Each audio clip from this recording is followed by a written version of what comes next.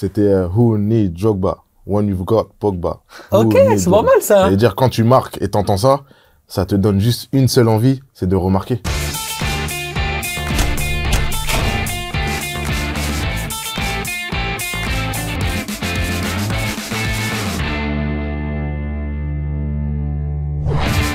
Parler ballon sérieusement sans se prendre au sérieux, c'est toujours mieux. Bienvenue dans un nouvel épisode du Clubhouse Football Time. Je suis extrêmement ravi de vous retrouver pour cette espèce de programme fantastique mêlant bien sûr la Coupe d'Afrique des Nations. Vous aimez la CAN, vous avez bien choisi. Vous êtes ici avec nous et puis évidemment la JPL. On vous remercie parce que le dernier épisode du Football Time a fait plus de 46 000 vues. C'est le gros record de la chaîne. C'est grâce à vous, c'est grâce à la CAN, c'est grâce à notre passion aussi, à Xavier également qui était avec moi dans cette émission avec Tensei Fit. Comment ça va mon Xavier? Ça va pas mal après les fêtes, on a fait le plein d'énergie pour cette reprise. Meilleurs vœux pour 2024. Merci. Je te souhaite le meilleur. Merci. Et voilà, comme d'habitude, la petite question, je suis obligé de la faire. Ouais. Comment va le bébé? Parfaitement. Franchement, le bébé il va grandit bien. Franchement terrible. Alors ça veut dire que tout va bien. Voilà. Si ça veut dire que la maman va bien, si le bébé va bien, donc tout le monde va bien. Voilà. C'est magnifique. Qu'est-ce que je peux te souhaiter en 2024? C'est quoi tes souhaits un peu football là? Je te prends un peu de surprise, mais je suis chaud. De voir un bel Euro. Un bel Euro. Puisqu'on voit déjà une belle CAN.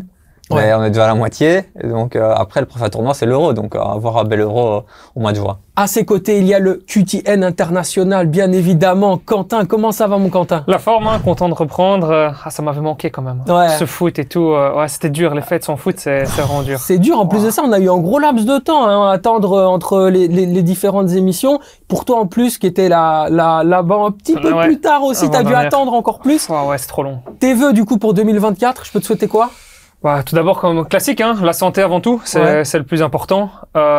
Puis tout se passe bien dans ma vie, pour moi, mes proches et tout. Donc, d'un point de vue football, pour Xavier l'a dit, c'est pour notre pays avant tout.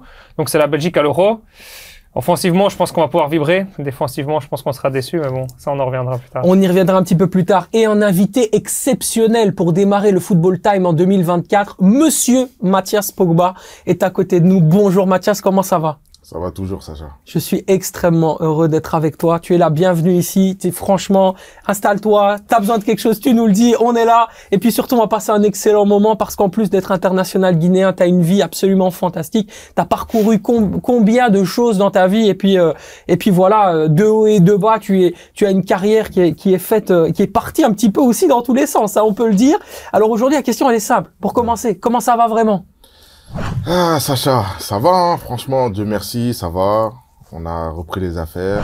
On s'est fait un peu discret pendant un petit moment, mais comme on dit, après la tempête vient le beau temps. Donc, on commence à rentrer dans le beau temps, on voit un peu le soleil. Bah, je te souhaite en tout cas beaucoup de soleil, effectivement. Tu as connu 5 sélections avec la Guinée. Tu as été formé en partie en France et en Espagne. Tu as joué en Angleterre, aux Pays-Bas, en Slovénie, en Italie, en Écosse. Qu'est-ce que tu retiens de ta carrière? Franchement, expérience, que ça soit dans les langues, dans le football, dans les tactiques, dans les coachs. Chacun a eu sa philosophie et j'ai appris de chacun de mes entraîneurs. Donc franchement, une belle expérience, je ne regrette rien. Parce que dans le monde du football, quand soi-disant tu joues dans plusieurs clubs, c'est mal vu. Moi, je l'ai jamais vu comme ça. J'étais un affamé de ballon. Et quand je voyais pas du temps de jeu, pour moi, j'allais le chercher ailleurs. En fait, ça a été ça tout au long de ma carrière. Et malheureusement, beaucoup de blessures qui ont fait que j'ai dû rebondir à chaque fois. Mais bon, ça a forgé mon mental et ça a fait la personne que je suis aujourd'hui. Mais c'est aussi un mec qui a pas peur de voyager. Parce que quand on voit le nombre de clubs par lesquels t'es passé, il y a aussi ça chez toi, quoi. Tu vois, aller chercher le bonheur à gauche, aller chercher le bonheur à droite, et puis quelque part les kilomètres on s'en fout, l'adaptation on s'en fout, on y va parce qu'on a ce défi-là en tête et qu'on veut réussir, quoi. Exactement. Moi, je me suis toujours mis dans la tête que mon bonheur, s'il faut aller le chercher à des kilomètres, on ira le chercher. Donc j'ai pas peur, j'ai jamais eu peur de voyager. Pour moi, voyager, ça fait partie de mon comment dire ça. Ça me fait du bien en fait. Ça fait partie de moi. Si je voyage pas, je me sens pas bien. Donc en voyageant pour faire ce que j'aime, ce qui est le football, pourquoi pas? Ouais, c'est ça. T'as vécu aussi en Angleterre, forcément dans le club de Wrexham. Ouais. Est-ce que c'est ton meilleur souvenir footballistique, Wrexham? C'était avant que Ryan Reynolds récupère le club. Hein. C'était en 5e division, c'est ça? C'est ça. Bah, Wrexham, pour moi, est un club qui restera toujours dans mon cœur parce que, d'une, ça a été le premier club qui m'a signé professionnel. À l'époque, ils étaient en 5e division.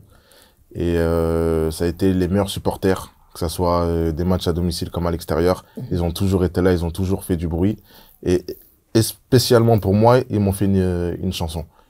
Donc, Ah, c'est quoi la chanson? La chanson, c'est... j'espère que Drogba, il va pas entendre ça, mais c'était Who need Drogba when you've got Pogba. Ok, c'est pas mal ça. C'est-à-dire, quand tu marques et t'entends ça, ça te donne juste une seule envie, c'est de remarquer. Bah ouais, bien sûr. Et tu jouais, tu étais dans un secteur offensif, toi t'étais plutôt... Ouais, je suis un neuf. Mais à Wrexham, j'ai commencé ailier droit. Ça va surprendre des gens, mais mon poste formateur, c'est ailier. Mais après, j'ai pris du poids, j'ai pris du muscle, j'ai grandi. Et c'est typiquement anglais, quand tu grandis, t'es costaud, t'es un neuf. Ouais. Donc, mais bon, ma vraie position, ma formation, c'est ailier. Puis c'est très recherché aussi, le poste de numéro 9. Donc Ouais, peut-être que toi, tu t'es adapté au marché, tu t'es dit, bon, on a plus besoin de moi au poste de numéro 9, je vais peut-être essayer d'aller chercher ces qualités-là, les travailler. Ouais, franchement, pour moi, j'ai toujours aimé marquer des buts. Ouais. Ça veut dire, le poste du numéro 9, t'es à côté, t'es plus proche des buts que les autres. Ça veut dire que, avec grand plaisir, mettez-moi le numéro 9, je vais marquer plus facilement des buts, donc on y va. C'est quoi ta vie aujourd'hui? Explique-moi un peu. Voilà, Mathias Pogba aujourd'hui, il fait quoi? Mathias Pogba aujourd'hui, il a beaucoup de projets dans la tête, mais il avance pas à pas. Un peu ce que je faisais pas dans les années précédentes, donc on va dire j'ai mûri par rapport à ça. J'ai beaucoup de projets là. Pour l'instant, on va dire les projets factuels, c'est coaching, Ok. personal trainer, et je travaille avec 2-3 agents sur des jeunes joueurs à gros potentiel. Donc je travaille un peu sur les deux aspects-là aujourd'hui, factuels. On sait aussi, et d'ailleurs c'est ce qui nous a rapprochés, on peut le remercier, Trésor Diowo qui était là dans l'émission spéciale Mercato de la semaine dernière ici dans le Football Time, qui effectivement a fait le lien entre nous. Est-ce que tu travailles aussi de ce point de vue-là? Tu parlais de coaching personnel, vous travaillez vraiment ensemble, vous échangez un peu les conseils? Ouais, exactement. Bah, comme tu l'as dit, je tiens à remercier Trésor et Nick et Karim. On va dire, c'est mon équipe ici en Belgique, qui m'ont accueilli comme un frère. Ils m'ont mis dans les meilleures conditions à partir du moment où j'ai mis pied ici en Belgique. Franchement, je les remercierai jamais assez. Pour eux, c'est peut-être rien, mais pour moi, dans la situation où j'étais, ça m'a reboosté, ça m'a redonné envie de faire quelque chose. Et là, je suis lancé et ça va être très dur de m'arrêter. Bah, c'est vrai, sans parler des choses qui ont pu émailler ta vie ces derniers temps. Voilà, ça fait aussi du bien de repartir sur un nouveau projet avec une nouvelle fraîcheur. Voilà, aujourd'hui, tu as posé tes bases ici en Belgique, donc il y a aussi l'envie d'un nouvel élan. Peut-être que Trésor peut contribuer à ça également dans ta vie en général aussi. Ça peut t'amener aussi une autre fraîcheur, quoi. Exactement. Bah, ces personnes-là, j'ai beaucoup appris d'eux en peu de temps. C'est pour te dire que le feeling, il est passé très rapidement. Et comme on dit, c'est un nouveau Mathias. Le nouveau Mathias 2024. Il a appris des années précédentes et là, il va être très dur à arrêter. Hein. Ouais, t'es venu respirer un peu dans le plat pays, quoi. Ouais, je respire, je revis, j'ai ma paix, surtout la paix intérieure, qui est pour moi aujourd'hui le plus important avec la santé. Et après les projets, si tu y crois vraiment, je vois pas ce qui peut t'arrêter. Eh ben, je vais te poser aussi la question, est-ce que tu y crois vraiment à la Guinée? On va vous poser la question, mais d'abord, on a été voir notre correspondant, c'est la CAN en folie tout de suite dans le Football Time. Notre correspondant Alpha Baldé, connu bien sûr, passé notamment par RMC, un journaliste d'Afrique très très réputé. Je lui ai posé la question, mais il nous a répondu à la question suivante. Que manque-t-il à la Guinée pour devenir une grande nation du football africain? Il est là en direct d'Abidjan et il nous répond tout de suite. Ce qui manque aujourd'hui à cette équipe de Guinée, je pense, aujourd'hui, c'est tout simplement une certaine forme de maturité tactique et une certaine forme d'emprise technique sur les matchs. Lorsqu'on domine un adversaire pendant 15-20 minutes, il ne faut peut-être pas reculer, il ne faut pas mentalement laisser le ballon à l'adversaire quand on sait qu'on ne peut pas encore subir une domination, on n'a pas cette expérience-là. On n'est pas l'Égypte, par exemple, ou la Tunisie qui peuvent dans des compétitions subir comme ça pendant 15, 20, 30 minutes, même le Sénégal aujourd'hui face à la Gambie. Donc voilà, ce qui manque à cette équipe de Guinée, je dirais, aujourd'hui, c'est véritablement ça, parce que l'aspect discipline et l'aspect cohésion de groupe, je pense que ça, c'est en train vraiment de prendre forme, on est en train de le voir. Maintenant, sur le terrain, tactiquement, techniquement, il y a encore des choses à améliorer et c'est ce qui nous manque, je pense, ce qui fait la différence avec les grandes nations du football africain. Merci. Voilà, merci à toi, Alpha. Merci à toi en direct d'Abidjan. Bien sûr, on te souhaite une très bonne compétition. On va te suivre, hein, bien évidemment, durant tout jusqu'à la fin d'ailleurs de cette Coupe d'Afrique des Nations. Tu as écouté un petit peu ce que dit Alpha. Est-ce que tu le rejoins sur ses propos? Je rejoins Alpha sur un propos, ce qui est la cohésion tactique. Ça, oui, je le rejoins. Et moi, je pense personnellement, vu que j'ai côtoyé un peu la sélection, je pense que cette constance d'un groupe qui est constitué d'expérience et de jeunesse, je pense que ça a manqué. Parce que à l'époque, je pense que 2013-2014, dans mes débuts, il y avait beaucoup d'expérience et jeunesse. Et je pense que ce groupe-là, s'il avait continué, par exemple sur 2-3 ans, je pense que ça aurait pu, tu vois, agripper quelque chose. Mais pour moi, il y a eu beaucoup de jeunesse arrivée trop tôt. Et la jeunesse, quand tu es jeune, il y a des matchs, tu peux pas gérer. L'expérience ne s'achète pas. Ça veut dire qu'il y a des joueurs d'expérience dans certains matchs importants, par exemple en 8e de finale de la CAN, quand tu sors du groupe. L'expérience, ça joue beaucoup. Et je pense que c'est ça qui a manqué, on va dire, ces 10 dernières années à la sélection guinéenne. Et qu'est-ce qui a changé entre ton époque, là où toi tu étais, je dirais activement membre de la sélection guinéenne, et maintenant, c'est quoi la différence que toi tu notes tout de suite? Tu dis, ah tiens, ça c'est vraiment différent. Ouais, Kaba Diawara, ancien joueur, aujourd'hui, je pense qu'il a compris qu'il fallait garder un minimum de joueurs pour agrandir cette cohésion et renforcer cette cohésion. Parce que avec beaucoup de changements, déjà qu'on se voit pas beaucoup, les sélections, c'est une fois tous les mois pendant les qualifications. Après, tu rejoues pas pendant 4 mois. Ça veut dire, si tu crées pas cette cohésion à chaque regroupement, c'est compliqué. À chaque fois, avoir des nouveaux joueurs. Après, je dis pas peut-être qu'il y a des blessures, il y a beaucoup de choses qui rentrent en jeu, mais c'est compliqué. Déjà qu'on se côtoie pas tous les jours. Et maintenant, quand tu viens à chaque fois, tu vois des nouvelles têtes et tout, t'as des joueurs qui vont avoir du mal à s'adapter à certains joueurs. Or que quand t'as des joueurs qui se sont côtoyés un peu plus souvent que d'autres, les affinités viennent, et même sur le terrain, ça va plus vite. C'est ça c'est compliqué à gérer. Quentin, tu as regardé cette équipe de la Guinée, les matchs, notamment avec la victoire face à la Gambie. Si tu ne l'avais pas fait, je t'aurais évidemment fessé. Parce que tu sais mon amour pour la Gambie, évidemment. Ouais. Et notre Tom Saintfiet qui est bien malheureux avec ces 2 défaites, d'abord face au Sénégal et puis face à la Guinée. Qu'est-ce que tu as vraiment dénoté de cette équipe? Qu'est-ce qui t'a sauté aux yeux? Et surtout, ça joue comment la Guinée? Qu'est-ce que toi, tu peux apporter comme analyse dans le jeu, dans ce que tu as vu sur le terrain?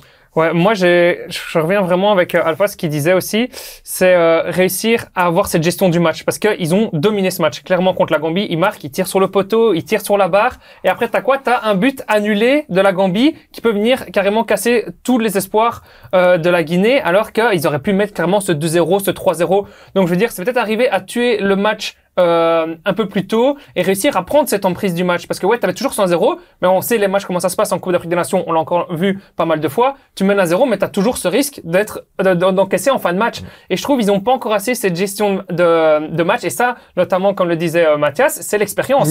C'est l'expérience qui aussi joue cet apport-là pour permettre à la Guinée de monter un cran, parce que quand on regarde aussi ce qui pour moi fait une grande nation d'Afrique, c'est aussi le palmarès.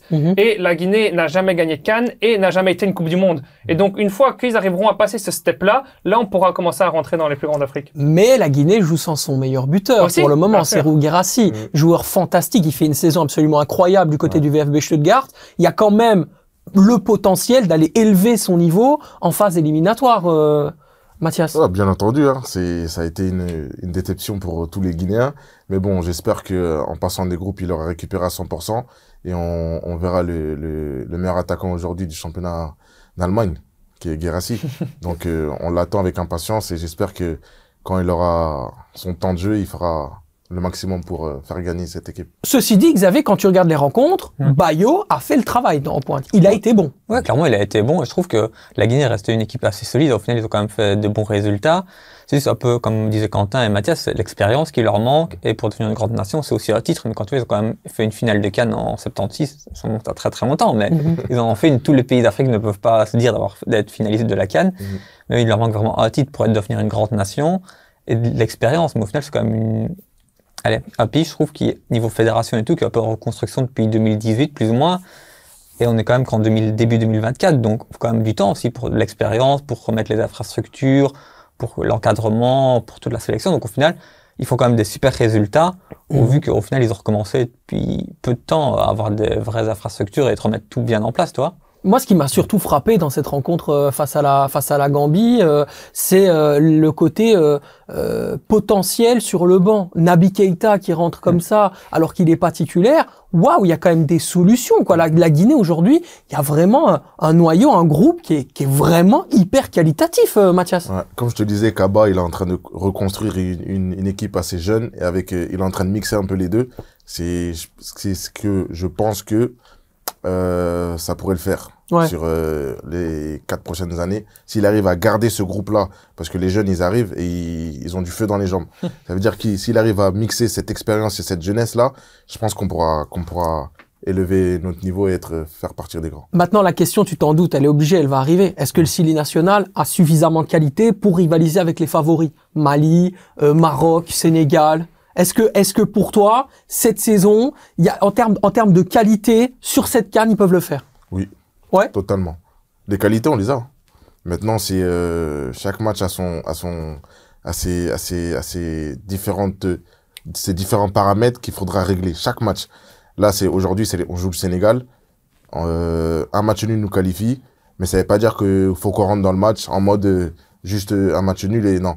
On rentre, on joue comme si on doit le gagner. Et si on fait match nul, on fait match nul. Mais il faut absolument pas perdre. C'est un bon match test. Hein. C'est un très bon match test. Parce que pour moi, tu joues contre le favori déjà de la CAN. Je joue sur une équipe qui a gagné 3-0, 3-1 ses premiers matchs, qui est vraiment pour moi impressionnant, clairement. Et justement, pour moi, ils doivent utiliser ce match-là pour voir. Là, maintenant, ok, contre le Cameroun, on a très bien joué. On a fait 1-1 alors qu'on a perdu notre capitaine qui a pris une rouge.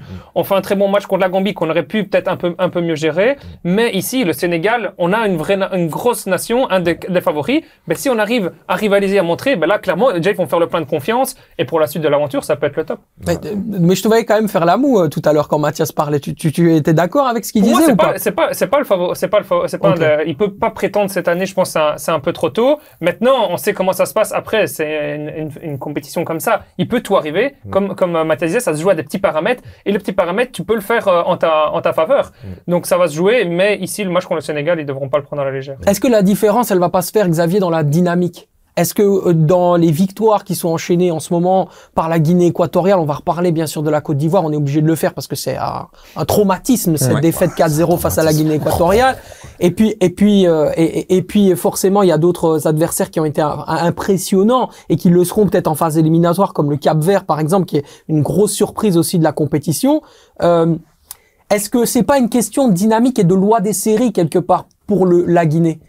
Ou le fait d'aller loin. Oui, pour la Guinée, je pense qu'il y a moyen qu'elle aille loin, parce qu'après, s'ils se qualifient, enfin, je leur souhaite, mais s'ils se qualifient en soi, après, c'est des matchs à élimination directe et tout peut arriver. C'est chaque fois des petits faits de match qui font la différence.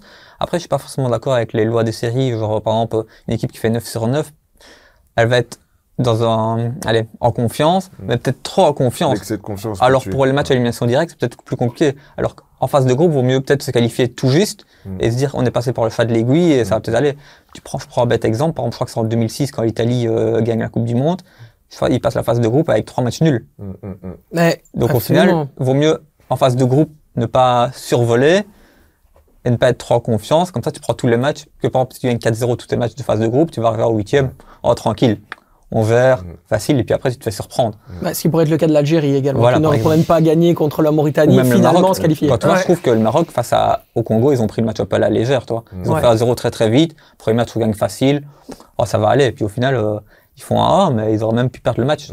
Ouais, le Maroc a, à mon avis, bien subi le contre-coup d'un match à 14h je crois c'était à Ebimbe, je crois le match très très difficile aussi. Tu as vécu ces matchs dans des températures qui sont irrespirables avec une humidité à 80%, hein, 80% le match entre le Maroc et le RD Congo.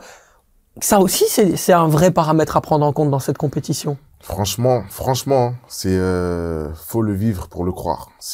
On dirait pas à la télé, mais c'est infernal de jouer. Tu fais une accélération, ton deuxième souffle il vient après 15 minutes et on te demande de faire plus de courir de ça, mais ils sont pas là-bas, ils peuvent pas comprendre. Des fois tu joues sur des terrains, ils sont aussi durs que le sol dehors. C'est très dur pour le corps, pour même mentalement. Faut essayer d'oublier ça d'enlever ça de ta tête et de te concentrer sur le terrain. Mais c'est dur. C'est là le plus dur. Après, des joueurs de qualité, tu vas en trouver en Afrique. Mais tu mets les joueurs de l'équipe de France, par exemple, tu les mets dans ces conditions-là, je peux pas te dire que tout le monde va jouer à 100% ou tout le monde va sortir le meilleur de lui-même. C'est très très compliqué. Mais bon, ça fait partie de nous. On est habitué à ça. Mais une fois sur le terrain, c'est compliqué. Les conditions sont telles quelles. C'est compliqué. La Côte d'Ivoire, maintenant, forcément, avec un parcours absolument catastrophique. On l'a dit, la défaite 4-0. Il y a eu la défaite avant face au Nigeria. Maintenant, on va commencer à sortir un petit peu les calculatrices. J'ai regardé un petit peu. Ils seront qualifiés quand même si et seulement s'il y a un nul entre le Cameroun et la Gambie. S'il y a une victoire du Maroc et une victoire ou un nul du RD Congo, la République démocratique du Congo qui va affronter la Tanzanie. Et si il y a une non, c'est bon, on est bon sur les calculs. C'est assez. Non, mais quand même, c'est quand même dingue. Ça fait beaucoup de si. Ça fait beaucoup de si. Effectivement. Surtout que t'es le pays hôte, c'est une énorme déception en 4-0, parce qu'on sait que ce qui va faire énormément la différence, ça va être ce goal average. Et te prendre un 4-0 comme ça chez toi, waouh. Et dernier match décisif du groupe. Ah ouais, si tu le prends en premier, après tu peux te réveiller, mais là c'est fini. Ouais, là, ça dépend plus de toi. T'as plus ton destin entre les mains. Faut attendre les résultats d'autrui. Ça va être très très compliqué. Pays hôte. Moi, j'avais mal. Franchement, j'ai mal pour eux. Mes Ivoiriens, ce sont nos voisins. J'ai très très mal pour eux. Mais pour moi, ils se sont pas respectés eux-mêmes déjà. Et ils ont pas respecté la compétition qui est chez eux. T'es à domicile, t'es chez toi. T'as un minimum de dignité à montrer au peuple. Quoi qu'il arrive. Même si tu perds 4-0, les gens, ils ont arrêté de courir. En fait, il y a eu trop de trucs. Et pour moi, je me suis dit, mais c'est pas la Côte d'Ivoire qui joue là. Je sais pas c'était qui, mais c'était pas la Côte d'Ivoire. Ils sont chez eux et il y a rien eu. On n'a rien vu.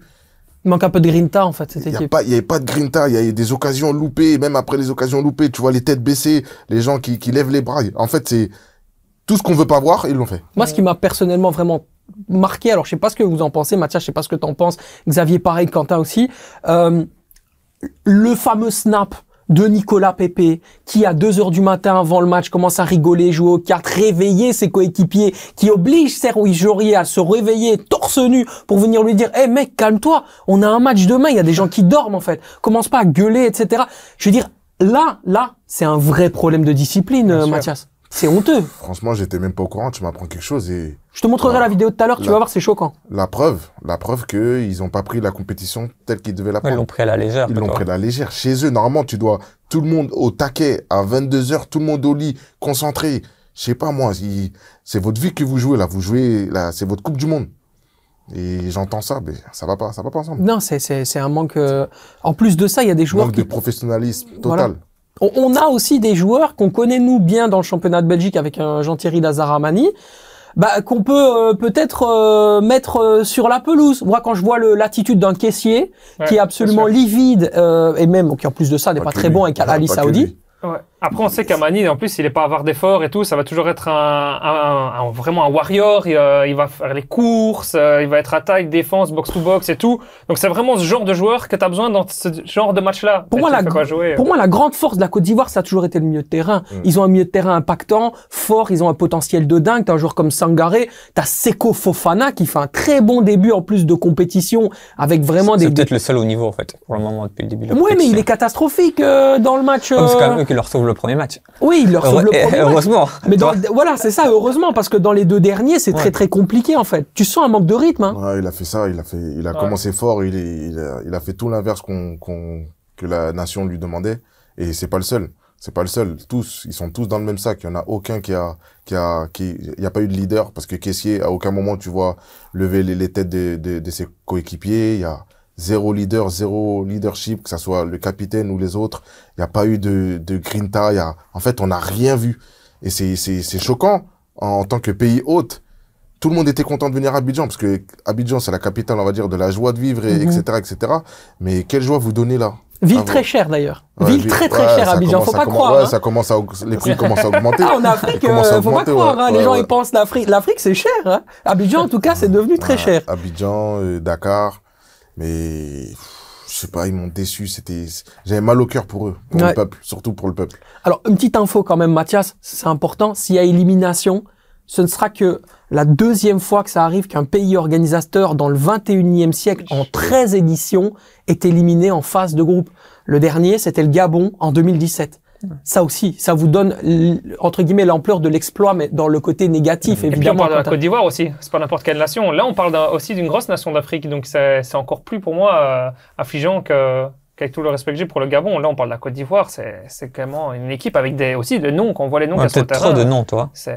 Xavier, si par miracle, effectivement, la Côte d'Ivoire venait à s'en sortir, les éléphants affronteraient le Sénégal. C'est dur. Ouais, En plus. c'est dur, mais ils seront outsiders, ils vont peut-être en fait se remettre, on va dire, la tête droite sur les épaules pour peut-être faire un bon match. Et le Sénégal, s'ils survolent la phase de groupe, ils vont peut-être se dire aussi, enfin, ils restent professionnels, toi, mais ils vont peut-être se prendre le match un peu plus à la légère. Ils vont pas se dire, on se tape une Côte d'Ivoire qui a survolé leur groupe, ils sont trop forts, ça va être compliqué. Ils vont peut-être se dire un peu, enfin, certains joueurs dans leur tête, ça devrait être un match un peu plus simple. Mais qu'est-ce qu'on dit en Ça général des grandes compétitions? T'es le premier à le dire, on en a parlé sur le dossier Thibaut Courtois. Une grande compétition, c'est surtout, pour une nation, c'est un grand gardien. Oui. Fofana, c'est une catastrophe, en fait.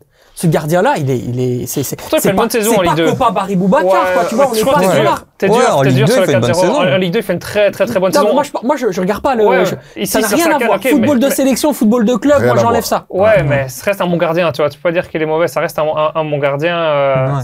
Il est très jeune ça reste aussi. un bon gardien, mais il passe complètement à côté de sa compétition. Ouais, mais il n'est pas aidé par son équipe non plus. Ouais, mais à un Je moment pense que c'est une donné, globalité, Mais c'est général, c'est la mentalité de tous, c'est l'envie de tous. Ils sont tous arrivés dans cette compétition en mode, allez, on est en vacances, tranquille. C'est chez nous, tranquille, toi. Et voilà, et c'est là que c'est. Toi, c'est vraiment comme ça. Tu es comme ceux à qui tu es. Enfin, toi, ouais. tu vas être quelqu'un qui va être, ah ben viens, on va jouer aux cartes jusqu'à 2h du matin. Tu vas avoir tendance à faire ça. Tandis que si t'as quelqu'un qui est dans la discipline, bah, voilà, comme Nathan disait, à 22h, on va dormir. Si t'en as un qui est comme ça, en fait, il manque un vrai leader de groupe. Le gars, il doit dire, porter ses balls, c'est de dire, ben voilà, moi je suis le capitaine. Oh les gars, maintenant c'est fini ces conneries-là. Bam, à 22h, on dort tous. Non. S'il y en a un qui fait ça, puis l'autre il va faire ça, puis l'autre va faire ça, ben c'est fini. Il y en a aucun qui est concentré dans ce match. Tu joues comme tu t'entraînes. Là, c'est avant de faire le match, t'es comme ça, c'est mort. C'est mort. Mathias. Moi, je pense que je vais revenir sur la sortie. Si la Côte d'Ivoire joue le Sénégal, c'est le Sénégal. Ils vont, pour moi, ils vont faire qu'une bouchée de la 100%. Côte d'Ivoire. Ah, ils vont les Ils vont taper. faire qu'une bouchée Ils parce vont que les taper. eux, ils sont venus pour aller chercher leur deuxième canne consécutive, qui est très compliquée à faire. Eux, ils sont en mission. Et Ouais. ils le prouvent chaque match. Ils sont en mission. Donc, la Côte d'Ivoire, s'ils arrivent à sortir avec la chance faut qu'ils prient bien. Avec la chance, c'est qu'ils se réveillent, hein. Sinon ils vont prendre, c'est pas s'ils vont prendre 4 ou plus, hein. Bien sûr. Ouais, on a parlé du Sénégal et tu le dis bien, mais en dehors de ça, Quentin, quel pays a respecté son rang durant cette phase de groupe? C'est compliqué, ouais. J'aime vraiment bien, comme je le disais tout à l'heure en off, pour moi le Sénégal vraiment largement dessus, 3-0, 3-1 et tout, très très fort, très costaud. Mais mis à Comme part le Mathias disait, Sénégal, à part le Sénégal, c'est compliqué, hein. C'est vraiment compliqué parce que pour moi, le Maroc, ok, fait preuve de solidité défensive, mais comme offensivement, il y a un gros manque de concrétisation et tout. Nesiri rate beaucoup trop d'occasions, je trouve, pour les mettre au fond. L'Algérie, c'est vraiment très compliqué. Le Nigeria, offensivement, ils ont des gros noms et tout, mais défensivement, il y a des lacunes aussi. Donc pour moi, clairement, il y a vraiment que le Sénégal dans ceux qu'on tablait comme favoris avant la rencontre, je parle. Ouais, bien sûr. Et puis évidemment, quand on parle d'une grande nation, on est censé attendre le Cameroun.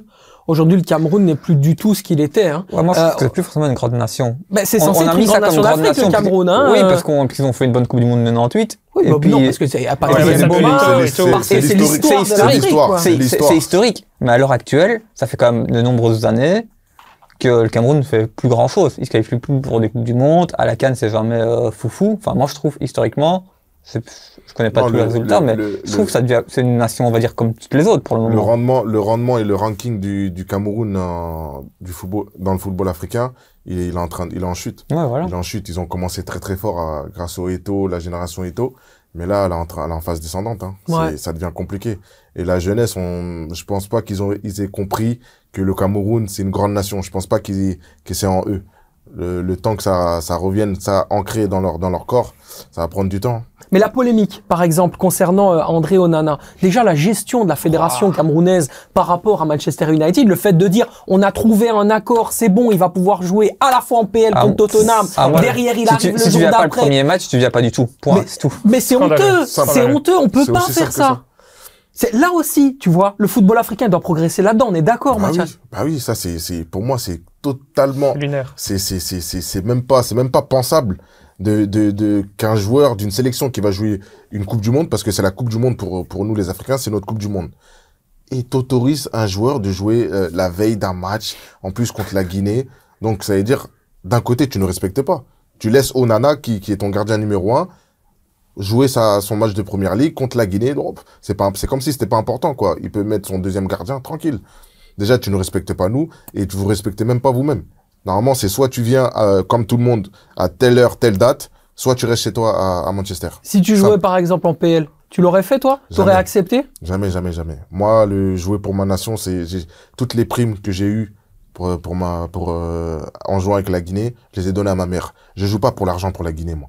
Moi, c'est le cœur. C'est le cœur avant tout.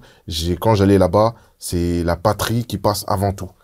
Donc, tu me dis, rendez-vous telle heure, telle date, je serai là, telle heure, telle date, et on avance. Ouais. En fait, moi, j'ai plus l'impression qu'André Onana était un peu, je dirais, la victime du système qui est autour de lui. C'est-à-dire que United, qui n'a pas, en fait, de vrai numéro 2, avait véritablement besoin de son numéro 1. Ils ont quand même pris Bayern Dir de Fenerbahçe, ça reste un... Ils ont lui donner un bon signal non plus, quoi. Ok, d'accord, c'est pas lui donner un bon signal, mais aujourd'hui, tu vois à quel point ils sont tributaires d'André Onana. Ils en ont éminemment besoin.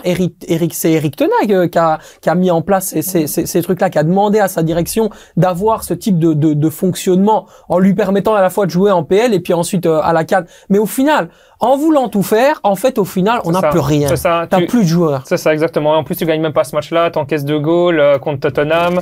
T'es après, même, je trouve, le signal que tu donnes à tes coéquipiers du Cameroun, même en tant que coach, en tant que responsable, tout ça. Ah, lui, c'est pas grave, il peut arriver au deuxième match et tout. Ben, vous devez jouer, vous devez être là, mais lui c'est lunaire et tout. C'est des deux côtés, que ce soit Manchester United ou le Cameroun, pour moi, ça a été très mal géré. Moi, ce qui me fait de la peine, c'est que les clubs européens n'auraient jamais osé le faire si c'était un pays sud-américain ou si c'était un pays européen. Mais comme c'est un pays africain, ils se permettent tout. Et ça, moi, ça, c'est vraiment mon coup de gueule. Je trouve ça scandaleux que Manchester United, parce que c'est le Cameroun, parce que c'est l'Afrique, parce qu'on peut toujours, avec les Africains sont corruptibles, hein, c'est toujours facile, hein, on va donner un petit billet, on va s'arranger pour les jets privés, c'est United qui paye et tout. Non, je suis désolé. Moi, c'est pas comme ça. C'est honteux, honteux, honteux, honteux. Mathias. Je suis totalement d'accord avec toi. Bah totalement. C'est comme un des matchs qui a pas été diffusé sur beIN Sport. Oui, les histoires de paraboles sur ce match. C'était le match je crois que c'était le Sénégal, le match du Sénégal. Ça va jamais arriver. Coupe d'Europe, ça va jamais arriver. Mais comme c'est la CAN, c'est pas grave. Ouais, c'est ça. C'est exactement. Du coup, on s'est retrouvé sur Canal Plus Afrique. Je fais un gros bisou à Salim Bongali qui a dû commenter le match avec une caméra isolée sur Canal Plus Afrique en plus. Ah, donc c'est même pas, c'est-à-dire que ça c'était la vision pour les Africains. Ils avaient une caméra isolée et puis c'est tout, quoi. Tu vois. C'était d'ailleurs Sénégal-Gambie le match. C'est absolument dingue. C'était l'un des plus gros matchs de la première journée. Et voilà à quoi on se retrouve. C'est quand même grave, effectivement. Mais bon, voilà, ça c'est d'une manière générale aussi le mauvais versant, on va dire, de l'organisation, je dirais, ivoirienne, qui pour le reste était plutôt bonne. Donc jusqu'à là, ça va. Franchement, c'est pour ça, c'est encore une déception parce que en fait, tout était en œuvre pour qu'ils réussissent cette CAN. Parce que j'ai pas entendu de plainte de terrain, malgré que ça rebondit un peu, les terrains sont beaucoup meilleurs que d'autres. Ouais. J'en ai joué sur des terrains, tu les vois même à la télé que c'est chaud. Mais là, terrain, en fait, il y avait tout, ambiance, tout. J'ai pas entendu aussi, en dehors des stades, des bagarres en fait, tout était en œuvre pour qu'ils réussissent leur compétition. Moi, je trouve ça dingue que ce soit quasiment les petits matchs qui sur le papier ne représentent pas des grandes nations, qui soient les plus intéressants.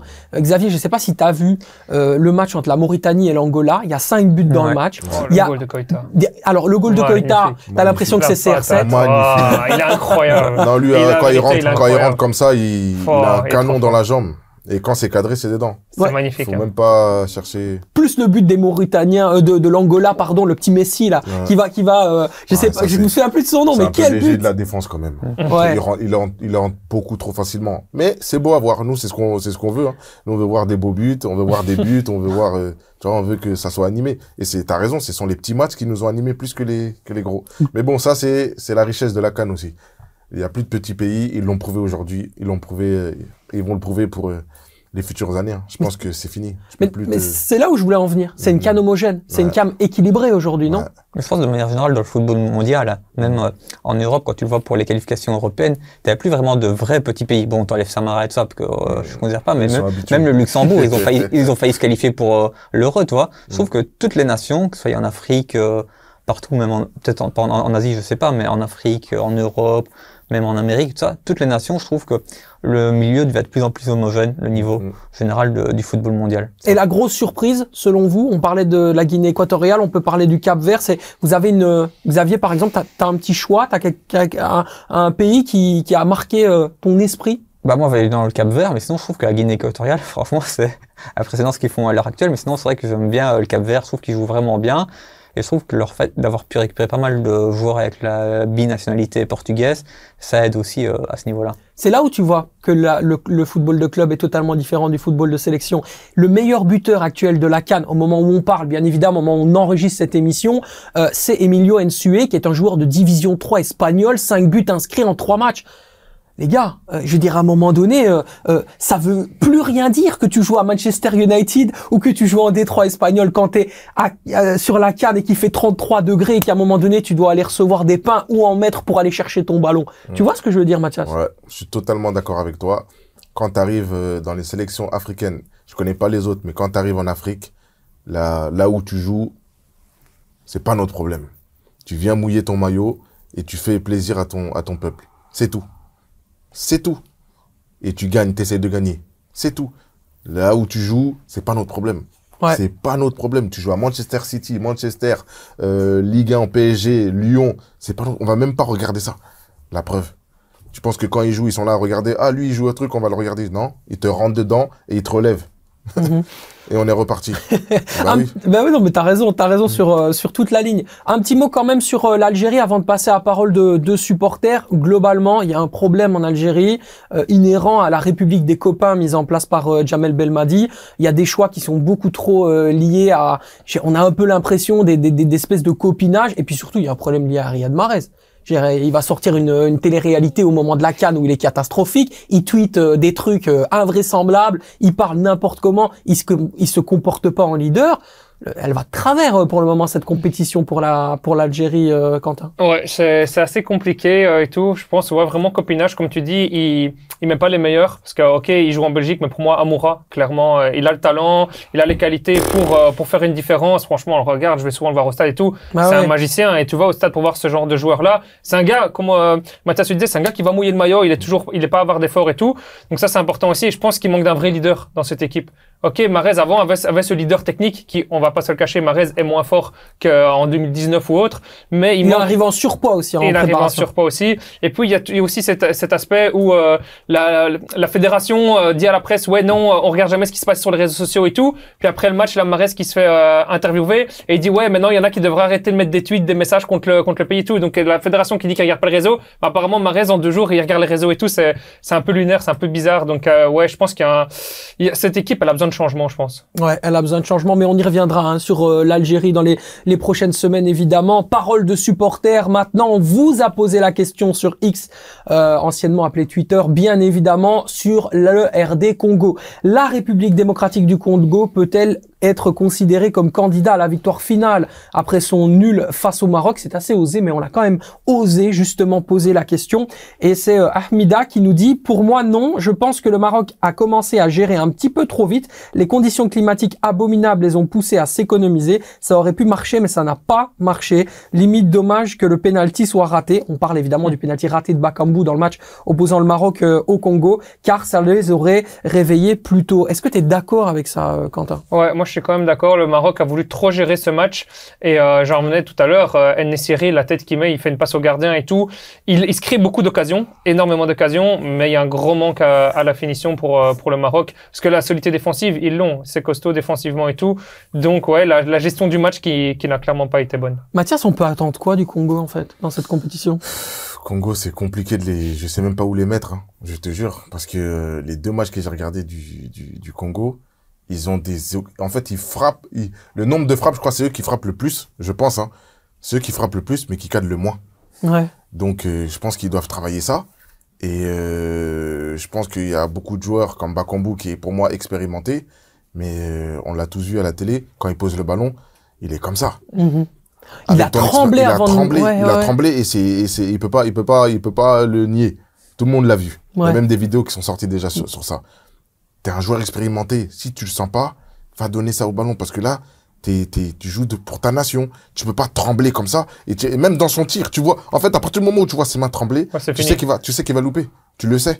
Est-ce qu'il y a une pression spéciale au Congo par rapport à d'autres pays? Par exemple, forcément, tu as été international guinéen, donc on peut prendre le parallèle. Franchement, la pression africaine, elle est totalement différente que la pression européenne quand tu joues en France ou en Europe. Elle est totalement différente. C'est pas pareil. En fait, tu penses à ton peuple, tu penses à tout ce qui se passe, les guerres, les enfants défavorisés, les orphelinats. Tu penses à tout ça quand tu es sur le terrain. Moi, en tout cas, personnellement, je pense à tout ça.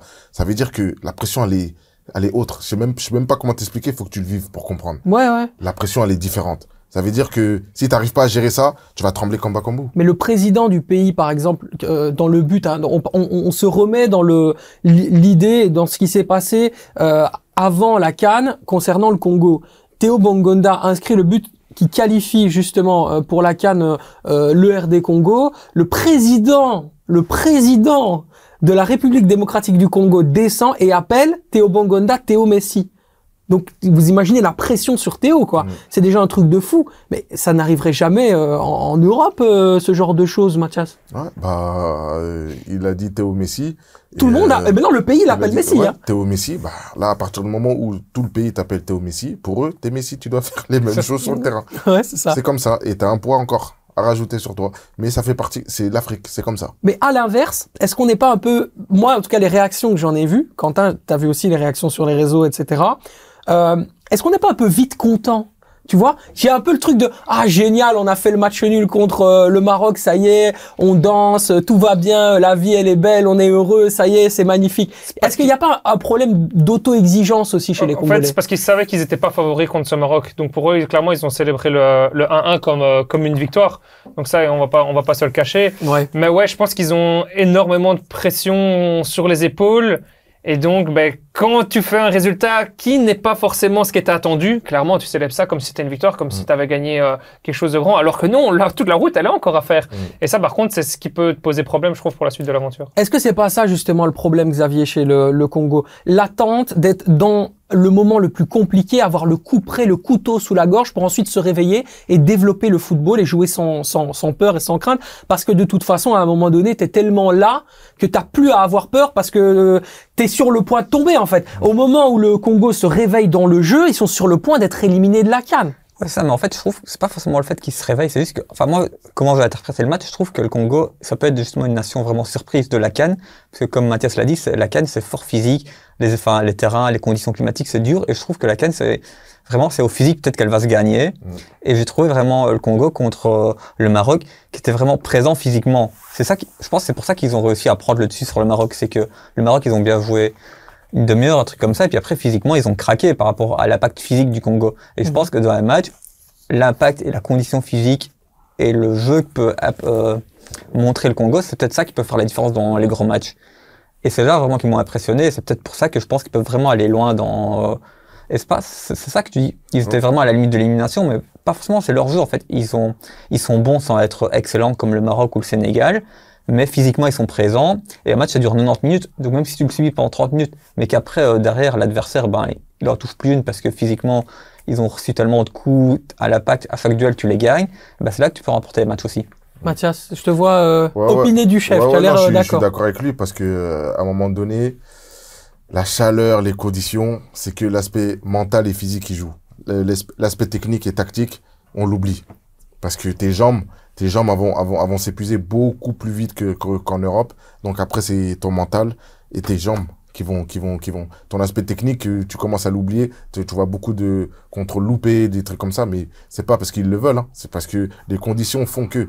Tu vois, donc si mentalement tu restes solide et physiquement tu vas chercher jusqu'à la réserve des réserves dans ton corps, je pense que c'est là-bas que beaucoup de nations peuvent faire la différence. Mais à travers tes paroles, alors on peut déchiffrer la vraie clé de cette CAN. Est-ce que ce serait pas les coachs, les penseurs du football, les vrais tacticiens? Est-ce que c'est pas justement l'équipe qui est la plus intelligente tactiquement, qui est la mieux préparée et qui sait où est-ce qu'elle va aller, peu importe les qualités individuelles, qui va in fine aller faire le plus beau des résultats? Je pense aujourd'hui, la Guinée équatoriale, ils l'ont prouvé. Jusqu'à aujourd'hui, je pense que c'est la surprise de la CAN jusqu'à aujourd'hui, et ils l'ont prouvé.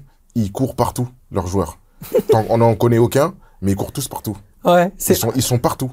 Alors, et à la ouais. 90e minute, il y a le 4e but, le gars il part de son camp. Qui peut faire ça aujourd'hui? Qui? À la 90e minute, tu pars de ton camp et t'accélères et tu vas marquer. Personne l'a fait en tout cas aujourd'hui. Ouais. Mais la Guinée équatoriale, tu l'as vu. Avec un plan de jeu assez évident. Très simple. Dans les positions moyennes, tous les joueurs étaient dans la partie de terrain qui leur est due, quoi. Il y avait personne dans la partie de terrain dans les positions moyennes du côté ivoirien. Ça veut dire aussi des choses. Ils se connaissent, ils savent leurs qualités, ils savent leurs défauts. Merci. C'est ça le plus Tu important. vois, pour moi, c'est plus une équipe comme ça qui ennuiera un Sénégal.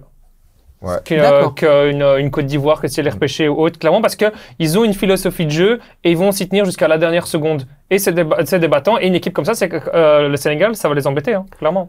Et avec des talents qu'on pourra aussi peut-être revoir, peut-être même en Europe, hein, parce qu'il y a beaucoup de scouts et beaucoup de recruteurs qui sont en Afrique. Moi, j'ai un petit crack, je vous en parlerai tout à l'heure. Il y en a un vraiment qui m'a complètement éclaté la rétine. On en reparlera un petit peu plus tard. Les moments forts de la semaine, bien sûr, en Jupiler Pro League maintenant. Et comment oublier ou ne pas parler du Standard de Liège. Le Standard de Liège, bien sûr, défait encore une fois à domicile pour les 125 ans du club avec des calicots magnifiques. Qu'est-ce que ça m'a fait de la peine pour les supporters du Standard. Défait face à la Lanterne Rouge, très certainement la pire équipe de Jupiler Pro League depuis des lustres.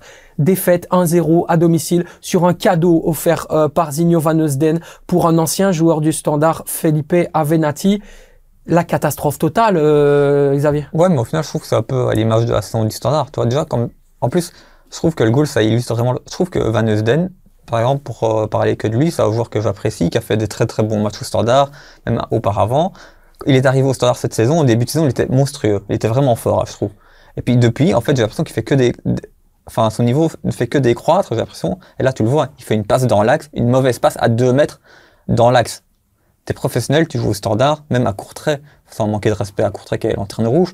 Mais quand t'es professionnel, une passe à 2 mètres, sur un terrain qui est bon, Interdit. tu peux pas la rater. Tu vois? Et c'est vraiment à l'image du Standard, ça. Et le problème, c'est qu'il développe pas de jeu, il se crée pas d'occasion, enfin, il y a rien.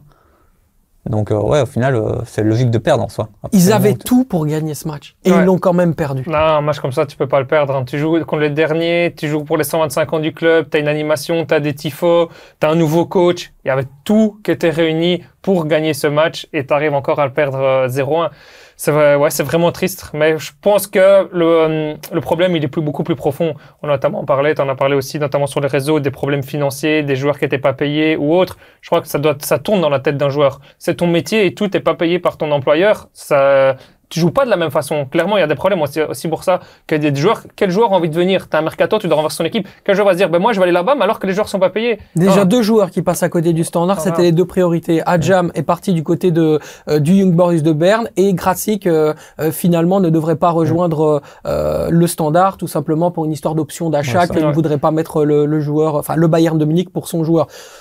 C'est quand même compliqué. On va déjà aller sur un 3e choix. Ça veut dire qu'aujourd'hui, le Standard n'est plus ce qu'il était, clairement. Non, clairement. Mais clairement, c'est depuis déjà quelques années et tout, et 7-7-7, et la gestion du club n'est clairement pas à aller mieux. Je dis encore heureux qu'ils ont les supporters, parce que clairement, là, ils sont clairement loin dans la zone rouge s'il n'y a pas les supporters, parce que les supporters ont réussi à faire gagner des matchs. Les supporters sont encore là, les supporters chantent encore.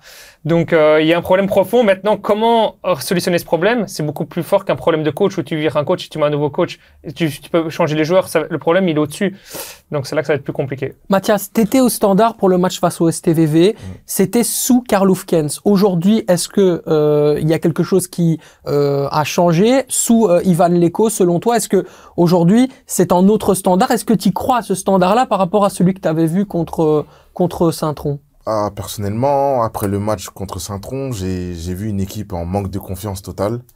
Après les problèmes internes que Quentin a annoncé, je les connaissais pas et je pense que ça joue beaucoup dans un groupe et ne pas être payé, tu te dis mais en fait je fais tout ça pourquoi? Il y a tu te poses beaucoup de questions et l'énergie que tu dois donner sur le terrain, tu la mets en dehors, ce qui est pas bon et ce qui se ressent sur le terrain. Donc tant que ça sera pas réglé, je pense qu'ils auront beaucoup de problèmes à rebondir comme il le doit, mais Standard de Liège reste quand même une grosse équipe du championnat belge et j'espère pour eux qu'ils vont se réveiller et que tous ces problèmes seront réglés, sinon ça va être très compliqué. Mais encore dans le match face à Saint-Tron, tu peux l'attester toi-même, ce que tu as vu de cette équipe du Standard, c'est pas ce que toi t'attends ou ce que l'image du Standard renvoie à l'étranger, quoi. Exactement, j'étais surpris parce que moi, le Standard de Liège, c'est une équipe européenne qui a joué des compétitions européennes, donc le fait de les voir comme ça en live, j'étais un peu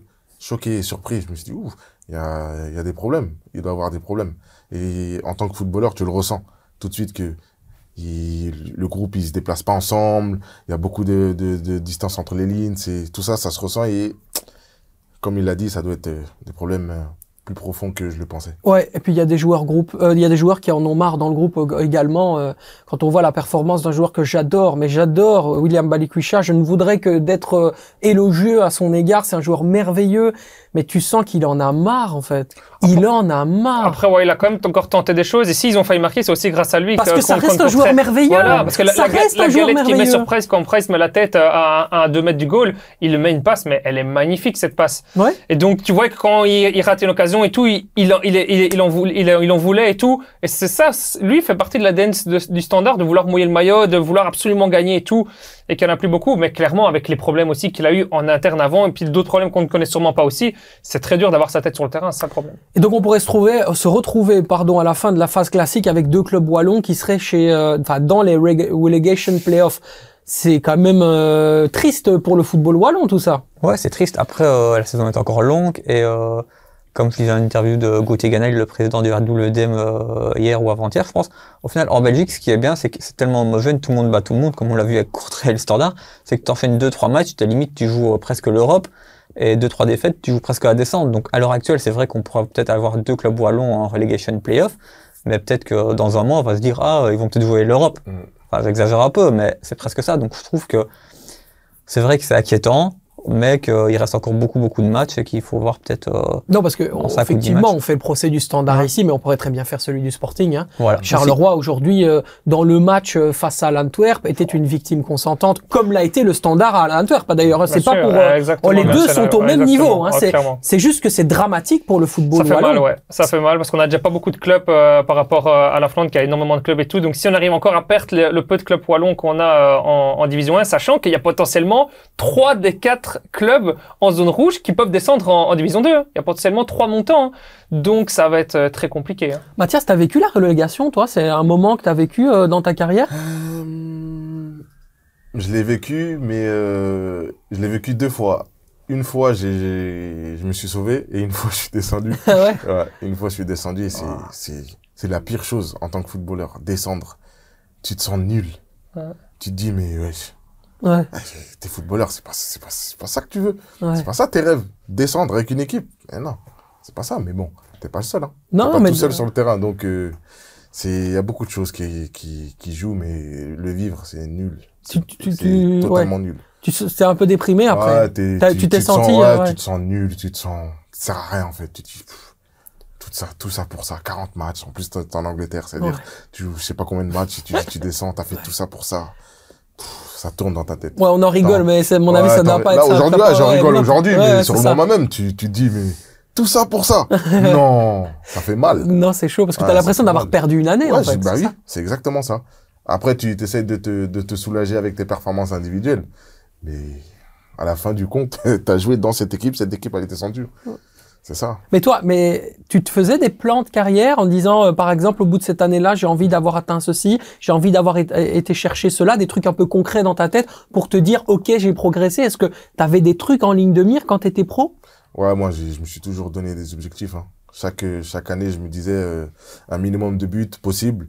Un minimum, en dessous de ça, je me disais, je suis nul. Si je mets pas assez ce nombre de buts, vas-y, j'arrête le foot. Chaque année. Ouais, non, sérieux. Finalement, t'as jamais arrêté le foot. À part maintenant. Après, c'est les blessures qui montent. Voilà. Les grosses blessures. Et moi, quand je me blessais, c'était minimum 6 mois. C'était pas des trucs de 2 semaines, 3 semaines. C'est ça, en fait, qui cassait mes objectifs. Après, le mental, tu dois aller rechercher des ressources. C'est compliqué. Mais j'ai toujours eu des objectifs. Deux petits mots quand même aussi sur la Gantoise et sur le Sporting d'Anderlecht. Je vais d'abord te poser la question à toi, mon Xavier. Je sais que tu adores la Gantoise, tu as beaucoup regardé des matchs de la Gantoise. Est-ce que tu comprends les ventes de Malik Fofana et de Gift Orban simultanément cet hiver, alors que la Gantoise est en pleine lutte pour le titre? En fait, s'ils recrutent, je les comprendrais. S'ils recrutent pas, je les comprendrais pas. En soi, Fofana, pour moi, je l'identifie un peu pareil que l'année dernière, ils ont vendu Ibrahim Salah au même moment. Et au final, quand tu vois... Pas le même prix, mais ouais. Ouais, pas le même prix, mais je veux dire, au final, ici, Gand, ils ont vendu pour plus ou moins 30 millions en cumulant les deux. Qui, en Belgique, est capable de vendre pour 30 millions au mercato d'hiver? Même plus, hein. 42 millions d'euros, bonus compris, les deux joueurs. Encore...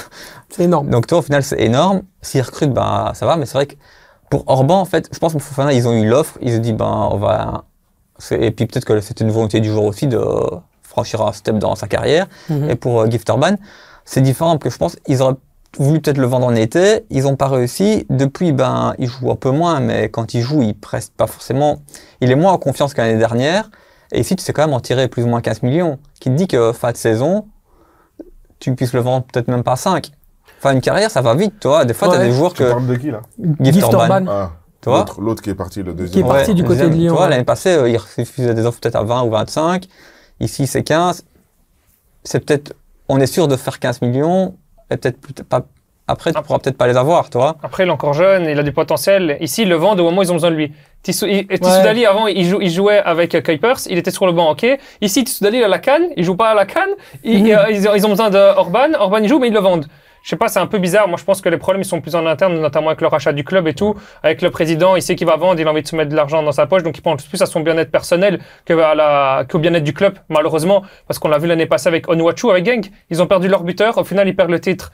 Ici, la Gantoise perd deux éléments qui sont quand même importants, je trouve. Parce qu'un titre, ça se gagne aussi avec des remplaçants. Un titre, ça peut se gagner avec un Orban qui peut sortir de banc et qui peut être en confiance et qui peut marquer des goals. Donc pour moi, non, je trouve que c'est pas des bonnes... Ah, mais s'ils recrutent, ça va. Ouais, mais ils vont jamais recruter pour cette somme-là, ils vont jamais recruter comme ça. Pour cette somme-là. La Gantoise, ils vont recruter des joueurs qui vont être prêts dans 6 mois, dans un an et tout. Peut-être pas. Regarde, l'année passée, Gifterban, ils l'ont recruté en janvier, directement, il a cartonné. Ouais, mais le pari que tu peux faire pour un Gifterban, tu vas jouer ton titre là-dessus. Bon, voilà. Non, c'est trop, pour moi, c'est pas une bonne gestion du président. Titre perdu, alors? Pour moi, ouais, clairement, tu perds ton titre parce que tu perds ton titre au mois de janvier parce que tu perds ton titre avec les absences à la CAN, tu perds ton titre avec la Coupe de l'Asie et les joueurs que tu as là, tu as déjà perdu tellement, tu arrives encore à les vendre. Non, Orban, il a 21 ans, il a eu 23 jusqu'en 2000, je sais pas combien, donc c'est lui 2027, 2028. Que lui aussi, ici, il a encore une valeur marchande. Oui, clairement, le joueur, tu le mets pas en confiance. Et je pense que Orban, on le voit comment il est, il veut donner toujours tout à 100% sur le club. Mais je pense qu'entre lui et Van Azebroek, il y a sûrement eu un... Moi, ce que je synthétise de ce que tu expliques, c'est que c'est Michel Louagie qui quittera la Gantoise, qui a fait perdre, en fait, et qui va faire perdre le titre à la Gantoise. Donc, en gros, c'est le dirigeant qui est censé, en fait, justement, aider, qui, parce que, bien sûr, il a des accords financiers, il est payé à la performance, il gagne beaucoup de billets, il a des intermédiaires qu'il aime bien, il rince un peu tout le monde. Ça, on le sait. Michel Louagie, il a une réputation, on la connaît. Et à la fin de la saison, il part, il va se laver les mains, il va partir à Malaga avec 12 Rolex et ça va très bien se passer. Voilà. Mais aujourd'hui, est-ce qu'il a conscience que c'est son club? Est-ce que c'est quasiment détruire la saison d'un club qui pouvait, depuis 2015, il ne l'avait pas fait, aller rechercher le titre? Ça fait quasiment 10 ans. C'est sûr, parce que lui, il se dit sûrement que c'est bientôt plus son club. Et donc, il pense à sa carrière, son futur et tout, et il pense à l'argent qu'il peut avoir. Malik Fofana, il a 18 ans, s'il te plaît. S'il part dans un an, c'est la même chose, hein. Il a encore un an, il peut encore très bien rester un an à la Gantoise. Peut-être qu'il aurait peut-être même vendu plus. Il a 18 ans. Je vais rebondir sur ce qu'il a dit, c'est ce que j'allais dire. Il a 18 ans, il vient de commencer sa carrière, on va dire, sa vraie carrière professionnelle. Il est en pétard, comme on dit chez nous, et tu le vends en janvier. Pourquoi t'attends pas peut-être qu'il va te claquer encore 10 buts jusqu'à la fin de saison et tu vas le vendre le double? Moi, je pense que c'est du foot business. Ce mercato, ça a été du foot business, c'est pur et dur. Mais ce qui est dommage, après, je sais pas si le joueur, il voulait vraiment partir ou pas, mais si t'es un vrai bon président et tu vois loin, tu le vends pas maintenant. De ton expérience, l'argent dans le foot, c'est une gangrène? Ouais, c'est plus football, c'est foot business. Le B, la suite du B, là, il a changé. Mais bon, ça fait partie de la nouvelle génération. Oui, mais ça a l'air de te dégoûter quand même. Non, moi, ça me dégoûte, totalement. Totalement. Il n'y a plus de passion, il n'y a plus d'envie, il n'y a plus d'amour pour le football. Ce qui est dommage. Mais c'est ça que je me dis, toi, tu arrives encore à retrouver cette passion. C'est peut-être dans des moments comme à la CAN que tu dis, ah tiens, le football, il est encore là, il y a encore ce bonheur-là. Oui, c'est que à la CAN. Aujourd'hui, il y a que à la CAN aujourd'hui que tu vois cette passion, les gens courir, mouiller le maillot, pleurer après un match. C'est rare que tu vois ça, à part quand tu perds en finale, mais sinon c'est rare. Là, tu es en groupe, tu vois des larmes et tout. C'est ça qui manque maintenant aujourd'hui, qui est en train de disparaître petit à petit, ce qui est fort dommage. L'argent et les intérêts ont tué le football. Les intérêts, ils ont tué l'amour, la passion. Parce que tu mets les gros joueurs, les ballons d'or à l'époque dans cette génération, ils gagnent des milliards. C'est ça. Ouais, c'est ça. Si tu vas aller là-bas, ils gagnent des milliards aujourd'hui. Mais bon, moi, je pense que tu les mets à cette époque-là, ils vont prendre l'argent, mais ils vont dire les mêmes mots que moi. Ouais. On va parler maintenant évidemment du Sporting d'Anderlecht. Doivent-ils absolument recruter avant le 31 janvier à minuit? Quentin, le match nul n'a vraiment pas rassuré face à OHL. Clairement, et pour moi, ils doivent clairement défense centrale. Ils doivent doubler le poste. Quand tu vois que Vertonghen a été pris au tout dernier moment pour ce match et que c'était un Théo Léoni qui a joué en 10, en 8, en 6, qui maintenant devait jouer défenseur central. Ouais, c'est qu'il y a vraiment un grand manque. En plus, ils n'avaient pas de compétition européenne, donc ils auraient pu étoffer ce noyau. Il y a eu beaucoup de rumeurs de Basse, notamment à l'Eintracht Francfort et tout. Là, t'as un Sardella qui est out pendant 2 mois, et donc c'est Patrice qui peut jouer dans l'axe ou à droite, qui doit remplacer là. Je pense que défensivement, il sait pas comment il a mis le but. Oh oui, il sait pas comment il a mis le but. C'est un centre, le mec, le ballon, il part. À un moment donné, t'as le vent du Mistral qui arrive, boum, ça fait sur le côté gauche. Et tu dis que c'est ça qui sauve Anderlecht. Ouais. Et Anderlecht a été déjà, on l'a parlé notamment plusieurs fois dans l'émission, sauvé par un petit truc par-ci, un petit truc par-là. On dit que c'est la chance du champion et tout. Pour moi, ils seront pas champions, mais c'est la chance peut-être d'être un Européen, mais d'avoir ça. Mais cette chance en playoff, tu l'auras pas jusqu'au bout, c'est pas possible. À un moment, là, comme on dit, la roue tourne, et donc tu l'auras plus cette chance. Donc, ils doivent recruter en défense. Les infos qu'on peut donner, effectivement, c'est qu'il y aura bel et bien un recrutement en début de semaine. Va y avoir des offres et je pense qu'elles sont déjà parties lundi pour un défenseur central de la part d'Anderlecht qui devrait aussi se positionner non pas sur un mais sur 2 défenseurs centraux et peut-être même un ailier. Donc ils vont travailler vraiment à fond sur la dernière semaine. Ça va bouger à peu près dans tous les clubs, au Standard également bien sûr. Ça va bouger. Un mercato qui va être fort solide. Anderlecht a besoin de recruter. Tu es d'accord aussi, Xavier? Ouais, juste en défense centrale, peut-être même à droite, mais bon, Sardella il reviendra quand même assez vite. Mais surtout en défense centrale, parce qu'au final, t'as Vertonghen et De Basse qui partira peut-être ou partira pas, mais au final, t'as quand même que 2 pour 2 postes. Donc si t'as un blessé à ce produit, déjà tu mets qui? Et puis pour de la rotation ou autre, donc il te faut au moins 1 ou 2 défenseurs centrales en plus. Mais à part ça, le reste du noyau, je trouve qu'il est quand même assez étoffé. De Basse, il partira pas. Parce que t'as l'Euro ici, les titulaires, Anderlecht, il va jouer et tout, il sait qu'il veut aller à l'Euro, donc et là, il est déjà dans les des scouts, donc franchement, ce serait con de la part du défenseur de devoir partir ici ce mercato aussi, d'aller dans une équipe comme Francfort, de avoir le temps de t'adapter et tout, alors que tu as un Euro ici cet été et que tu es titulaire. Donc il partira cet été, après l'Euro, mais pour moi en janvier... Il est de toute façon la priorité de Dino Topmöller, l'entraîneur de l'Eintracht Francfort pour l'été. Ouais. Il pouvait l'être pour l'hiver, mais ce sera plus probablement effectivement cet été, et puis ça arrangera aussi Anderlecht qui va pouvoir préparer sa succession tout doucettement, quoi. Ça c'est le plus important. On va faire le crack la fraude, bien évidemment. On va vous permettre de découvrir des talents et des joueurs que vous aimez et que vous allez certainement apprendre à aimer. Et cette fois-ci, on va inverser l'ordre parce qu'on commence tout de suite avec toi, Mathias. Ton crack. Mon crack. Ou ta fraude. On va y aller après la fraude. Non, la fraude, elle arrive. Doucement. Doucement. La fraude, elle arrive. Mon crack, moi, je vais mettre mon crack pour l'équipe de la Guinée équatoriale. Ok. Qui m'ont, franchement, moi, par leur envie de gagner, on connaît aucun joueur sans leur manquer de respect. C'est leur effort, leur cohésion de groupe, leur envie de gagner à chaque match. Pour moi, mon crack, c'est la Guinée équatoriale. La Guinée équatoriale. Et donc, ta fraude? Et ma fraude, c'est le fait que la CAN ne soit pas diffusée ici en Belgique. Ah. Je ne comprends pas, donc Merci. je vous pose la question. Pourquoi? J'espère avoir des réponses. Pourquoi? Pourquoi? Voilà, pourquoi. Effectivement, ben ça c'est des choses sur lesquelles on est revenu, vous le savez, ces dernières semaines. C'est un véritable scandale. Et puis quand on met en avant, moi je pensais qu'il allait avoir et le Congo et le Maroc, mais non. En fait, en réalité, c'est que si on met l'un, on met pas l'autre. Ah oui, là il y a encore un problème qui se passe, quoi, mon Quentin. Comme quoi, football business, c'est sûrement partout, avec les chaînes télé aussi. Ouais, effectivement. Ton crack ou ta fraude? J'ai de tout. Mais j'ai même un crack. J'ai de tout. Alors, un crack en Pro League. Je vais regarder un peu mon truc. Dis-moi. Un crack en Pro League, je vais aller très vite. Renaud Aymon. Renaud Aymon. Le Phoenix. Le Phoenix qui... René de Chassandre. Ouais, voilà, exactement. Qui jouait plus du tout au Standard, qui arrive à Eupen et il met le goal potentiellement de la victoire. On sait pas, avec les 6 minutes qu'il aura rejoué, assez lunaire aussi, ça. Je sais pas, mais moi, je vais prendre mon ticket pour aller voir mes 5 minutes. C'est vraiment ça va être incroyable. C'est notre championnat, quoi. Et sinon, pour la Coupe d'Afrique des Nations, qui est aussi un lien avec la Pro League, c'est Koita. Il joue avec la Mauritanie, qui est un plus petit pays et tout. Les matchs qu'il fait, les créations d'occasions, la présence, déjà avec Saint-Tron, il mérite de passer ce step, d'aller plus haut. C'est vraiment un joueur qui a un énorme potentiel. Je trouve c'est vraiment la révélation de cette saison. Et encore le goal qu'il met avec la Mauritanie, c'est très, très, très, très fort. Aboubakary Koïta, effectivement. En plus de toi qui est amateur de Saint-Tron, tu dois être aux anges. C'est vrai que c'est un bon joueur. Et c'est vrai qu'avant la CAN, je savais pas qu'il était mauritanien. Je l'ai découvert quand j'ai regardé un peu les sélections. Non, mais c'est vrai. Je savais qu'il était africain, mais j'avais pas forcément fait attention à sa nationalité auparavant. Mais sinon, moi, au final, mon crack, j'avais Renaud Aymon également, parce qu'au final, on critique toujours les attaquants du Standard, et dès qu'ils partent, ils marquent, donc c'est pas pour rien. Mais sinon, il y a aussi un autre jeune au Standard, c'est peut-être le seul qui a fait un bon match ce week-end, c'est Sohoba, justement, c'est le seul. Sahabo, pardon, voilà, excusez-moi. Je crois qu'il a plus ou moins 85% de passes réussies. Enfin, honnêtement, il a fait un super match, c'est le seul qui a surnagé dans cette équipe du Standard, et malheureusement, je pense qu'il perdra peut-être sa place avec les retours de blessures d'Alzate et de Kawabe. Impossible, ouais. Et sinon, si on parle de la CAN, pour moi, c'est vraiment le Cap-Vert qui fait une super compétition pour le moment.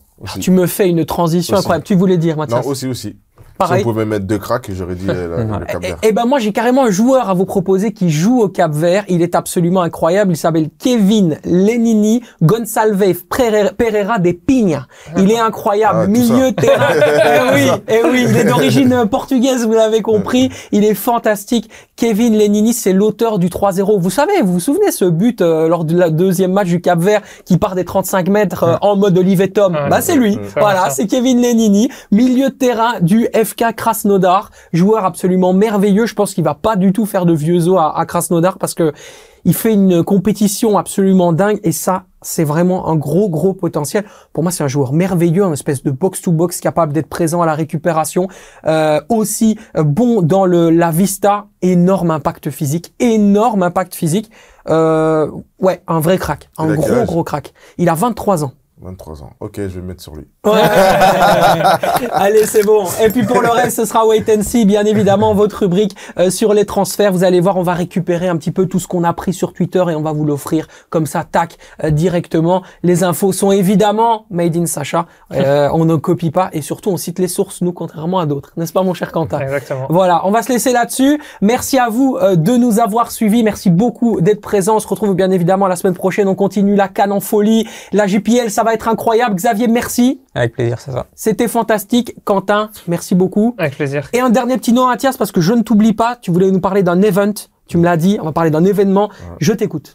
Donc, mes amis belges, je vous invite à vous inscrire pour le tournoi Intercity Cup, tournoi international qui va se faire, qui va se dérouler à Bruxelles du 18 au 20 mai. Donc, on a Instagram, on a Twitter. Venez nous écrire sur les réseaux pour vous inscrire et on vous donnera tous les renseignements et tout ce que vous devez faire pour vous inscrire. On vous attend. Tournoi international en Belgique. Je pense que ça n'a pas été fait beaucoup de fois. Donc venez, ça va être super intéressant. Ça va péter! Ça va péter. Allez, on vous donne un gros bisou. Prenez soin de vous. Mathias, un énorme merci. Merci à toi, Sacha. Fantastique. Quentin, merci. On se retrouve très rapidement, bien évidemment, pendant que tout le monde se check. C'est merveilleux. Prenez soin de vous, prenez soin des autres. C'était le Football Time. À la semaine prochaine. Ciao.